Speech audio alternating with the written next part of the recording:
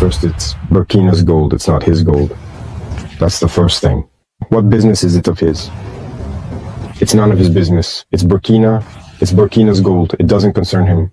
France will no longer bleed us dry. That was the message Traoré delivered. Not with words, but with action. He did not send a memo. He did not ask politely. Just one decision, and France's gold supply from Africa is gone.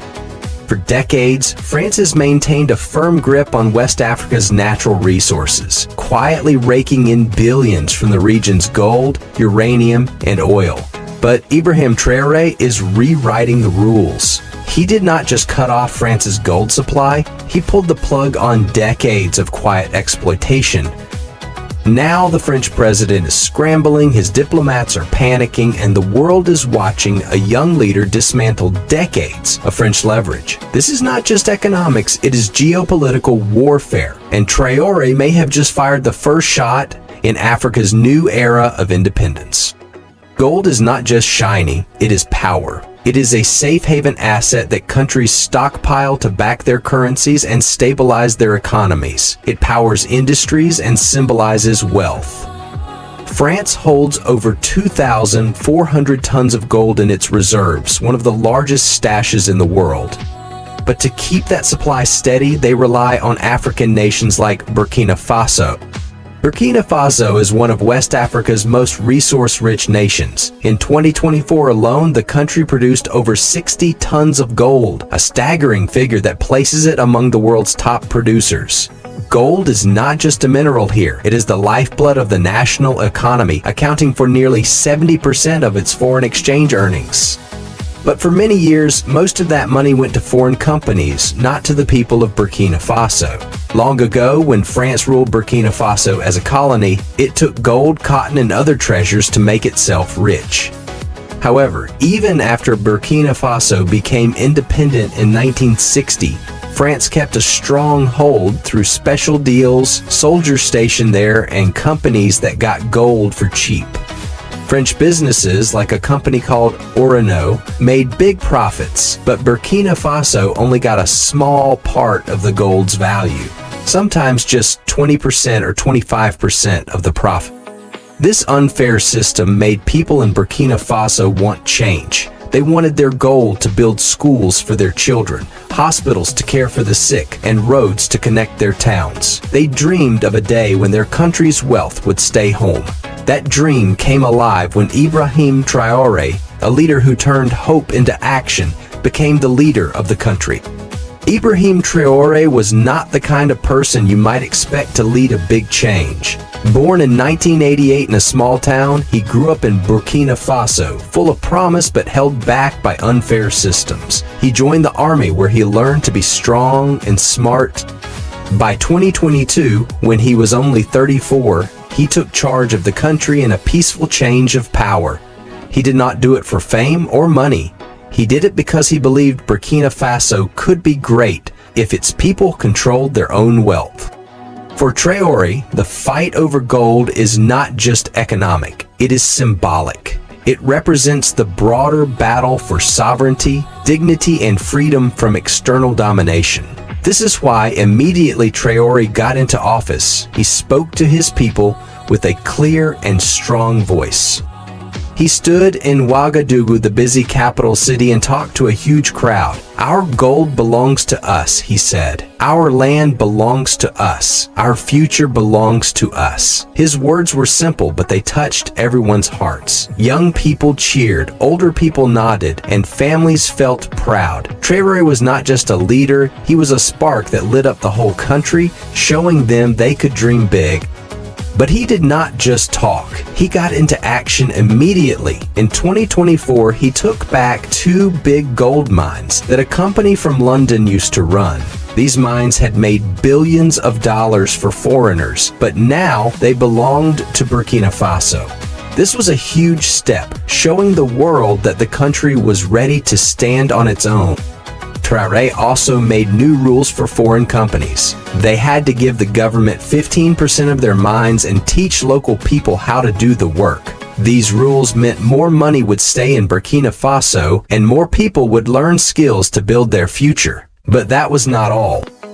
biggest change came when Traoré built a new gold factory. This factory could process 150 tons of gold every year, turning raw gold into shiny bars right in Burkina Faso. Before, the raw gold was sent to other countries to be mined, and Burkina Faso lost a lot of money because of this process. Now, with its own gold factory, the country could keep more of the profits. However, Traoré just got started.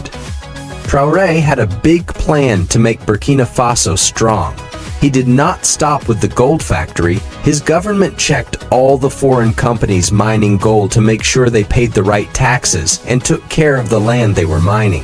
These checks found ways to get more money for the country, so every bit of gold helped the people. Traoré made the companies pay higher taxes and follow new rules so they would help Burkina Faso grow, instead of just taking its gold. Soon enough, his reforms started yielding significant results. On May 20, 2025, Traoré held up the first gold bar made in the new factory. The Burkinabés were happy, proud to see their gold shining for them. This factory was not just about gold, it was about showing the world that Burkina Faso could do great things, and they just got started. On June 6, 2025, the government shared exciting news. They were creating a special company called the Société de Participation Minière de Burkina, or SOPAMIB. This company would take charge of the mines Burkina Faso owned and make sure the money went to schools, hospitals, and roads.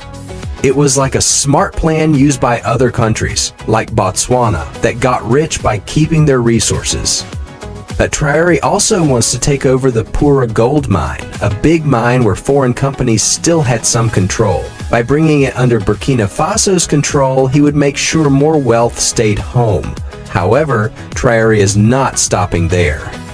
Traoré also cares about the small miners who dig gold with their hands. These people work hard but get only small amounts of money. He created the National Precious Substances Company to buy their gold and pay them fairly. Between 2024 and early 2025, this company collected over 20 tons of gold, helping thousands of families. Miners could now feed their children, send them to school, and build better houses. This plan shows Traoré's heart. He wants every person in Burkina Faso to share in the country's wealth. But he is just getting started. Traoré has another big idea: saving gold to make Burkina Faso's money stronger.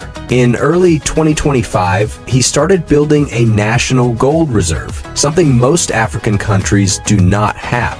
This means keeping gold in the country instead of selling it all. It would help Burkina Faso stand tall, free from foreign money like the CFA franc, which France controlled. This was a brave step, showing the world that Burkina Faso was ready to be truly independent.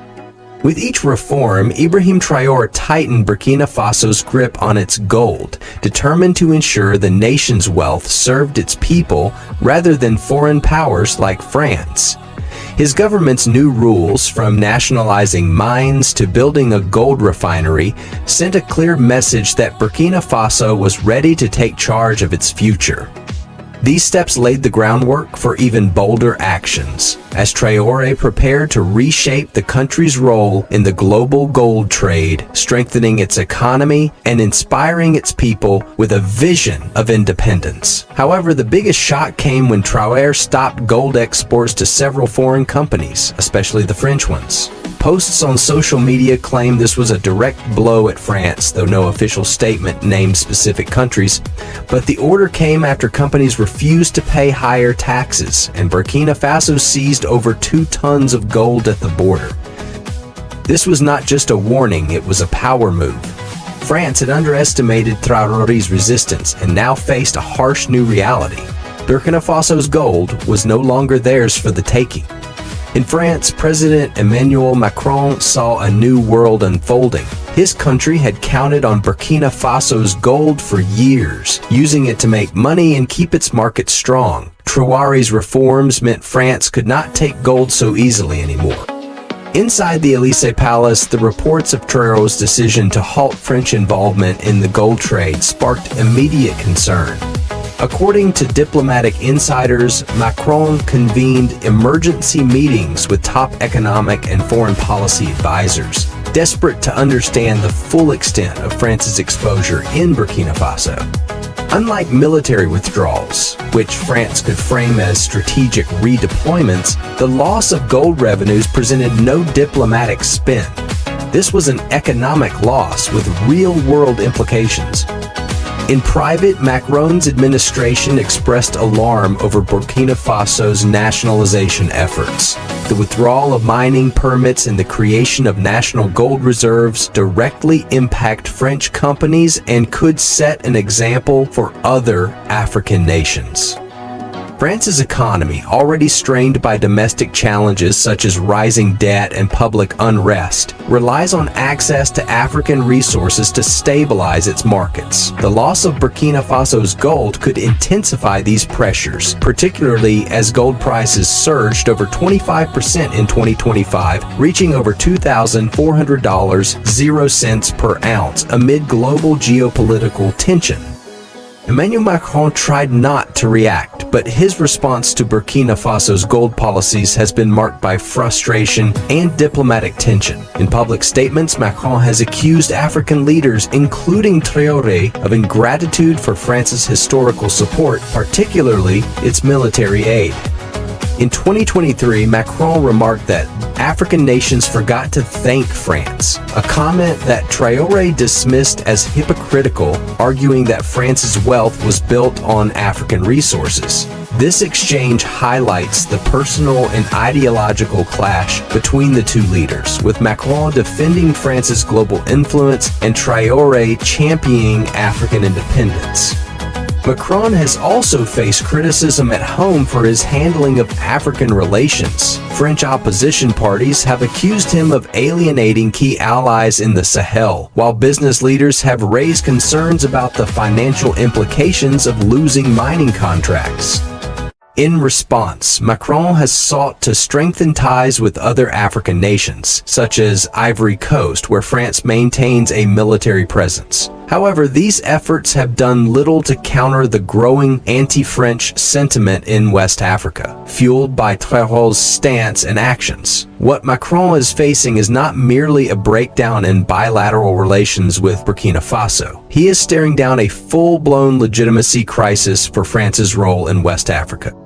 For decades, France has relied on a blend of soft power, economic leverage, and military presence to maintain its influence. But that entire framework is now breaking down, and Macron's challenge is not only how to respond to Traoré, it is how to redefine France's relationship with an entire continent that is no longer willing to be managed.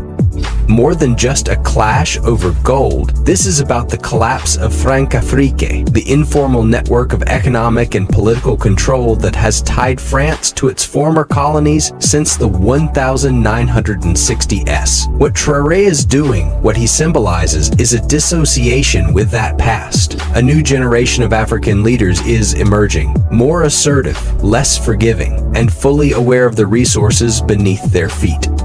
Sources close to the French presidency describe Macron as feeling cornered and undermined. His efforts to brand himself as a progressive reformer in Africa has been shattered by a young revolutionary soldier who is winning hearts and minds not with diplomats, but with audacity. Macron, once seen as a modernizer, now appeared outdated, outplayed by a 37-year-old revolutionary captain. With the bold reforms, Traoré did not just stop the export of gold. He cut off France's gold supply and stopped a legacy, one built over decades, now dismantled in months. However, Traoré knew Burkina Faso needed friends to keep growing, so he looked for countries that would help without trying to control. On May 18, 2025, he met with leaders from Russia in Ouagadougou. They offered machines, money, and technical know-how to make Burkina Faso's gold mines even better. On June 11, 2025, a Russian company signed a deal to send new mining tools, helping the country dig more gold and create jobs. This was a big win, showing that Burkina Faso was important to the world. But not only Russia tried to work with Burkina Faso, China also offered to work with Burkina Faso. On June 9, 2025, Chinese leaders offered to build roads and a power plant for $1 billion, 0 cents, asking for some gold in return. These roads would connect villages to cities, and the power plant would light up homes and businesses. Unlike France, Russia and China did not have a history of ruling Burkina Faso or other African nations, so it is a true partnership. These deals have made Burkina Faso stronger, letting it choose allies who share its aspirations. However, this is not just a Burkina Faso-France conflict, it is a global restructuring. Traoré's gold cutoff is part of a bigger movement, with African nations demanding control over their resources. In the last few months, it has sparked reactions from Moscow to Washington, and it is changing how the world works. On May 19, 2025, Mali said it would make its gold mines stronger, learning from Traoré's ideas. Mali's leader, Colonel Assimi Goïta, said Burkina Faso showed the way and his country wanted to follow. Niger also started planning to take more control of its gold and uranium mines, with news about it on June 5, 2024. For other African nations, Burkina Faso is like a teacher. Countries like Ghana and Zimbabwe have also started talking about keeping more of their gold, wanting to copy Traoré's ideas. These countries were inspired by what Traoré did and wanted to do the same. From Senegal in the west to Kenya in the east, young people look up to Traoré. He has shown them that Africa could be strong by keeping its wealth and making its own choices. Additionally, Burkina Faso, Mali, and Niger joined together in a group called the Alliance of Sahel States. They promised to work as a team, sharing ideas and helping each other grow. This group was like a family, dreaming of an Africa where every nation used its riches to build a better life. But Traoré's reforms are not just influencing Africa. Burkina Faso's changes were so big that the whole world paid attention. Around the world, people are seeing Burkina Faso as an example. Countries in South America and Asia are watching closely, thinking about how to use their own resources better. Burkina Faso's deals with Russia and China showed that small nations could work with big ones as equals, choosing partners who helped them. This was a new kind of world where countries like Burkina Faso had a big voice. In 2025, gold prices went up to over $2,400, 0 cents for an ounce, because everyone wanted it. Burkina Faso's choice to keep its gold and make its own bars made it a big player in the gold market. Companies that made phones, computers, and jewelry saw Burkina Faso as a new leader. By keeping its gold, the country showed others how to use their riches to grow strong. But France had a dilemma. France had to think hard about what to do. Losing Burkina Faso's gold meant it had to find new ways to stay strong. French leaders started looking for other partners, learning that African countries were now in charge. But this made it a major problem for the US too. On May 28, 2025, General Michael Langley, head of U.S. Africa Command, warned that Burkina Faso's gold policies could destabilize the region. He claimed Traoré's using gold revenue to protect his regime, not the people. Though Traoré supporters called it U.S. propaganda, the U.S. worries that jihadist groups already controlling half of Burkina Faso could exploit economic chaos if Traoré's gamble fails. But the real story is that Africa is awakening. Traoré's moves are inspiring a generation. On June 4, 2025, posts on social media called for a gold revolution across Africa. Young people see Traoré as a hero, fighting for a future where Africa's wealth stays home. The question is, can he deliver without sparking chaos? Traoré's work is not done, but what he has built is amazing. Burkina Faso's gold now pays for schools where kids learn, hospitals where people are treated, and roads that bring people together. The country's gold factory, its saved gold, and its new allies are all part of a big dream. A dream of a Burkina Faso that stands tall. This dream is not just for one country, it is for all of Africa, showing that every nation can use its riches to make life better. As Burkina Faso moves forward, it carries the hopes of millions. People in villages and cities, in Africa and beyond, see what Traoré has done and believe they can do it too. The golden future has started, and its light is spreading, showing a world where every country can choose its own path, and every person can shine. Ibrahim Traoré is leading the way, a hero for his people, and a star for a continent ready to rise. Traoré's decision has reignited African consciousness in a way that few expected. His speeches are shared in classrooms, social media, and youth forums across the continent. For many young Africans, he represents a new generation of leaders, those unafraid to challenge the global order, reclaim national wealth, and redefine Africa's place in the world. Gone are the days of leaders quietly complying with former colonial powers. In their place are men like Traoré, military-turned-political leaders with a people-first agenda and a deep desire for true independence. With the gold supply stopped suddenly, France faces a growing problem. Its ability to maintain influence in Africa has historically depended not just on diplomacy, but on its grip over critical resources. Burkina Faso's gold, which accounted for a significant portion of France's overseas mineral interests, now represents a lost asset and a dangerous example. If Macron responds with heavy-handed tactics such as sanctions, covert interference, or retaliatory policies, it could backfire spectacularly. African populations are watching closely, and any perceived attempt by France to punish an independent nation could deepen anti-French sentiment and accelerate the dismantling of French influence in the region.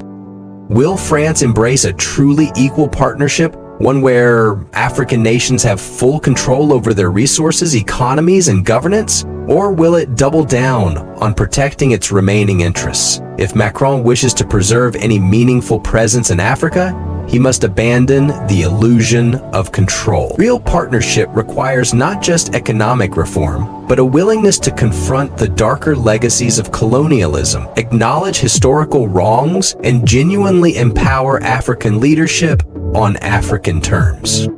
Traoré's resistance could ignite a continent-wide reawakening. Already, leaders across Africa are paying attention. Some are cautiously inspired. Others are fearful of losing their own foreign backers. But the people, especially the youth, are watching with hope. A generation born long after colonial rule is finally demanding a future that is truly independent, not just in name, but in structure, economics, and international relations.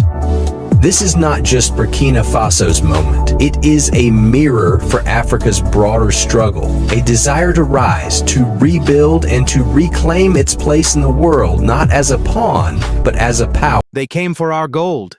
They came for our future. But today, Burkina Faso says, no more.